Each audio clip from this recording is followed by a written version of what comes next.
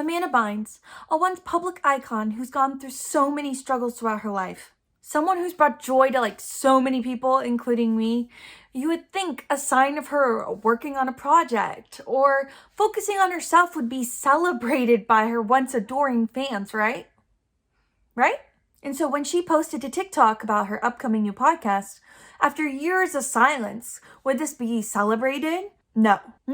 Twitter immediately took to a storm, fixating on her looks. Why are her looks the main topic of conversation, instead of a successful return to the industry that she once vanished from years and years ago, after having multiple public mental breaks?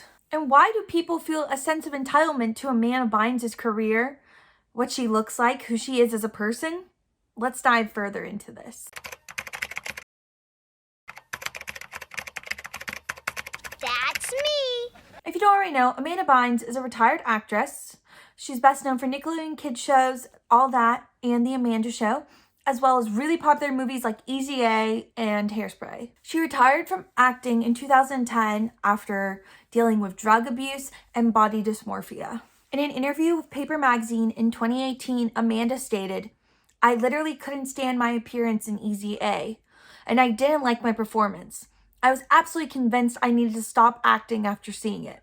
She then continues on, "I was high on marijuana when I saw that, but for some reason it really started to affect me. I don't know if it was a drug-induced psychosis or what, but it affected my brain in a different way than it affects other people. It absolutely changed my perception of things." In 2013, she had a very public breakdown and was placed under a conservatorship after a number of things, including allegedly setting fire to her driveway. She would go on to be diagnosed with bipolar disorder, but she would also then go sober and graduate from fashion school in 2019. In 2023, she had a psychotic break and sought help and was hospitalized for about 2 months. For someone who's been through so much in 10 years, there seems to be very little grace and compassion for her. Well, let's explore why. I hate to say we live in a society, but we do live in a society where the emphasis on women's looks triumphs their mental health. You can have terrible mental health, but as long as you look hot, you have value. Once you stop appealing to the male gaze, you're unwell. How dare you not appeal to me? Are you crazy? What's wrong with you? Amanda has just completed months of treatment, yet people on Twitter are suggesting she needs to go back into her conservatorship because of her bleached hair and blue eyebrows. This is also, mind you, the same bleached hair that she's been rocking for years, yet now it's a problem. The same people who once heavily consumed her content and were huge fans of her now turn their backs and talk shit about her because she, at 37, does not look the same as she did in her 2010 Maximum cover shoot. Amanda has since made multiple TikToks literally defending what she looks like, disclosing plastic surgery, disclosing how she feels body dysmorphia when she looks at paparazzi photos. Imagine going on social media for fun or to promote something you worked really hard on, immediately having to defend the way you look because it was not traditional. This also brings up my point of not aging properly. Since Britney Spears has escaped her proven abusive conservatorship, there have been people begging for her to go back into it. Why? Because she's been posting Instagrams of her dancing with revealing clothing. Similar to Amanda, she was a child star turned breadwinner for her entire family and never got to control a single aspect of her life until she turned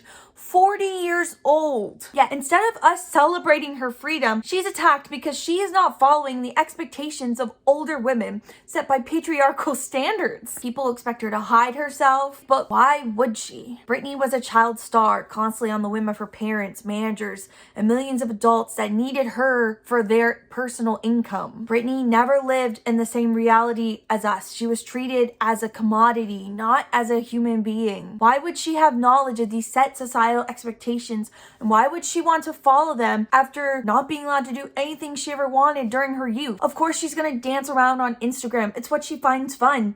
And she's finally allowed to do something she finds fun. And this is the same thing with Amanda. Amanda was not allowed to bleach her hair and rock eyebrow piercings and tattoos when she was the cover star of every tween movie in America. So yeah, God forbid Britney Spears wants to dance on Instagram. God forbid Amanda wants to bleach her hair. They're just having fun. Older women are expected to be silent. We are no longer the young, fun girls of the past, but rather the silent, hardworking housewives and mothers. Don't believe me? The National Bureau of Economics Research did a study in 2015 and found, based on evidence from over 40,000 job applications, there was robust evidence of age discrimination in hiring against older women, especially those near retirement age. But they found that there's considerably less evidence of any age discrimination against men. I mean, just look at the media around us as well. Broadway shows, kids' movies, and more have older women portrayed as the villains or shrew hags that complain about everything, never having their own proper character arc even. Women are expected to hide their age while men have giant birthday bashes. According to a study published in Science Mag, a man's desirability peaks when he's 50 years old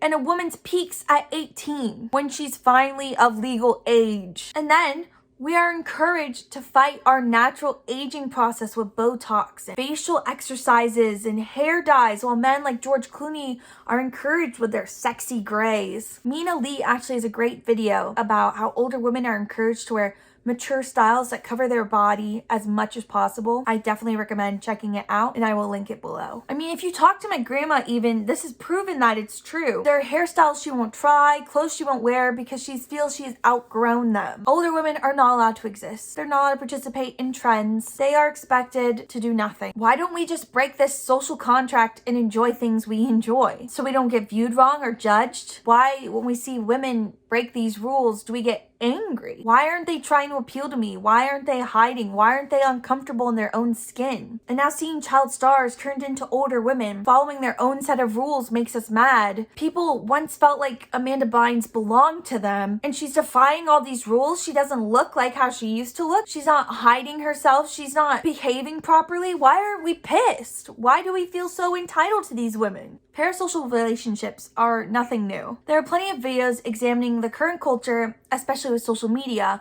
how it fosters and encourages parasocial relationships between the viewer and the celebrity. But there have been parasocial relationships as long as celebrity culture has existed, and Amanda Bynes is no exception. So many of us watched her on our TV weekly with The Amanda Show, where she not only played a variety of characters, but there were also bits where she played herself and we connected to her. We consumed articles where she talked about what it was like to be a teenager, and also star of movies and star of the 2000s in general. So many people consider her films among some of their favorites of all time. It's easy to feel like we know someone we really don't. And so here she is, no longer representing her squeaky clean Hollywood it girl image of the past, and it feels like a personal betrayal, even if that's not someone who she ever even was, you know? So angry people, particularly as I noticed on Twitter, angry men, lash out in anger. How dare you not look like how you used to look? From a study published in the National Library of Medicine by Dax J. Kelly. Women who are objectified are viewed as less than fully human, perceived to have less of a mind for thoughts or decisions,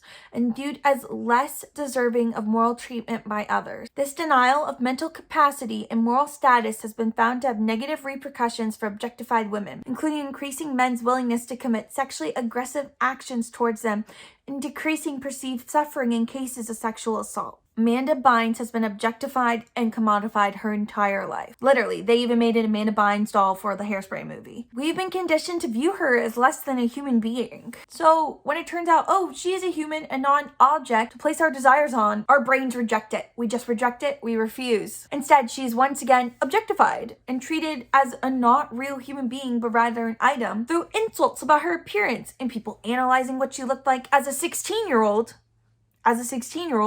to now. She should not have to issue apologies for her own objectification, yet she feels like she has to over mass outrage over something that affects absolutely no one, over her appearance. I hate to state an obvious fact, but the policing of what women look like needs to stop. I mean, it's not your fucking business. If you draw any conclusion from this, I hope it is to just leave Amanda Bynes alone and what she chooses to do with her body and her looks, or at least support her in a positive way. You know, listen to her podcasts, follow her social media, leave nice comments about her. God forbid. The commoditization of women is disgusting, obviously, and continually contribute negative opinions on their appearance only increases objectification against them. At the end of the day, Amanda Bynes is a person first. And no one here, no one on the internet owns a right to what she looks like or to make pass judgments or make judgments or guess or say she deserves to go into a mental hospital, a conservatorship, because she bleaches her hair and she has blue eyebrows. If that's her style and that's what she wants to look like, that's what it's going to be. Because people are comparing to her what she used to look like, and she's saying that was when she was at her lowest. That's when she was on drugs. She feels better now, and no one's listening because she's not following the rules of what they think she should be like. I think if your first instinct when you look at someone is to say, wow, they're ugly, wow, they don't look good, you should keep it to yourself, to be quite honest. Don't post it online thinking that they'll change themselves for your gaze. It's just not how it works. Keep that shit to yourself. This is not a very funny video. Sorry.